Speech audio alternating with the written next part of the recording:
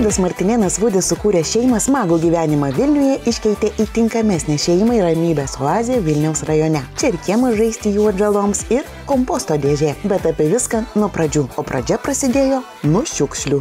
Žmogus šiaip daug šiukšlina ir daug visokių ir pakuočių ir visokių popierių prisikaupia ir reikalingų, nereikalingų, tai reikia tiesiog tvarkyti su tuom. Kažkaip iš pradžių buvo neįprasta taip rūšiuoti, dabar kažkaip jau natūraliai. Tiesiog metam kur popieriai ir plastikai į vieną, kur visokie maisto atliekos į kitą.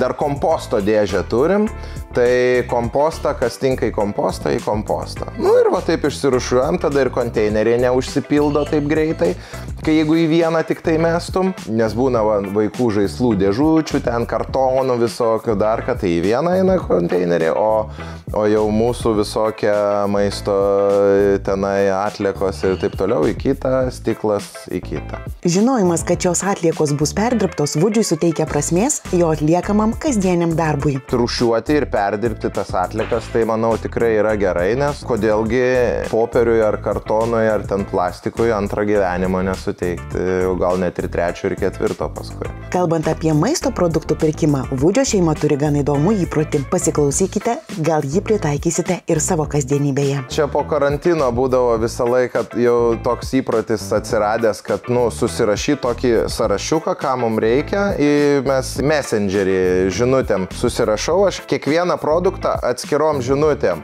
ir tada ką paimu, jau dedu širdutę,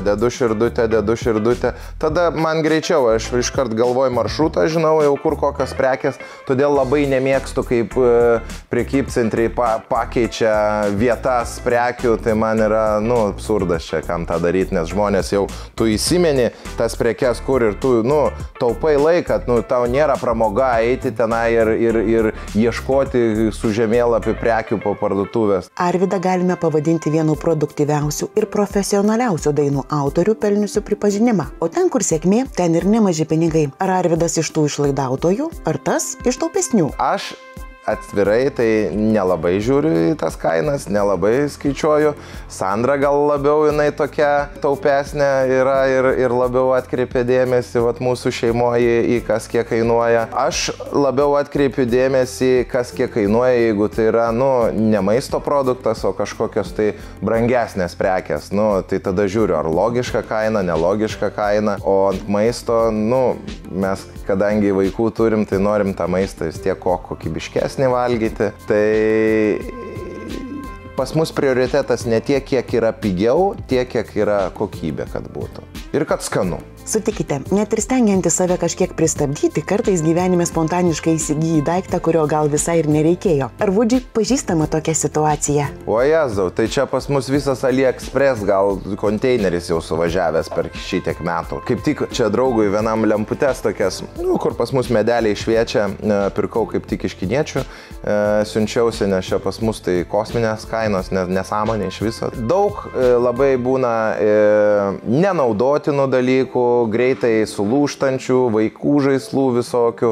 Greit sulūžta ir tenka į plastiko konteinerį sumesti. Nesulūžusiais, tinkamais naudoti, bet nebereikalingais daiktais šeima dalyjasi. Pasirodo, Arvydo sužadėtinė Sandra, aktyvi Facebook grupės Zero Waste mainai narė. Žodžiu, atiduok ir gau ką nors kitą, taip pasakyčiau. Ką nors duodi, kažką ir gauni. Tai mes į konservuotus burokėlius iškeitė, į konservuotus grybus, visokius. Žodžiu, tokių įvairių dalykų mes tikrai atiduodam, netgi kur atrodo ir galbūt brangesnis daiktas, bet mums jo nereikia, tai kad nesimaišytų po kojom ir nedulkėtų kažkur garaže ar spintoje, tai mes atiduodam visiškai be širdies skausmo kitiem žmonėm. Vudis daug koncertuoja su grupe Dar. Kaip kito jų gerbėjų elgesys? Gal mažiau šiukšlina? Tai kad mes šiukšlinam, mes šaudom ir ferverkus, ir konfetį, ir mes ten prišiukšlinam salę, kad visiems būtų smagu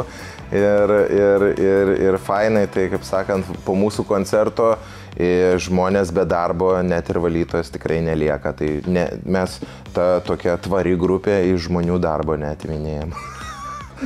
Šposas, bet jisai, sakykime, teisingas. Koncertų metu Vudis aplankė nepaprastai daug Lietuvos miestų ir miestelių, kuris jų paliko didžiausią įspūdį švaros prasme. Ypatingai Vilkaviškis. Nu, fantastiška autobusų stotis, susitvarkė, ten dabar remontuoja, keliai, aikštės. Nu, tiesiog super, įvažiuoji, tai taip ir atrodo, o. Ir šiaip mūsų Lietuvos maži miesteliai, taip, ne visi, bet dauguma labai susitvarkė ir būna kartais, jau mes čia važiuodami juokaujam, kad po 40 vis ir galvoju gal į kažkokį mažesnį miestelį ir persikraustyt ir gyvent ramiai. O kadangi Grūdas yra iš Pabradės, tai sako, aš labai gerai jaučiuosi Pabradėj, reiškia dėl to, kad visus pažįstu, visi mane pažįsta, eini savo, sveikinės, su šypsena ir gerai jautiesi. Tai vat aš manau, kad mažų miestelių privalumas ir yra toks, kad visi gyvena, vieni kitus pažįsta ir tokioj kaip bendruomenė vieni kitiems gali ir pagalbos ranką ištiesti.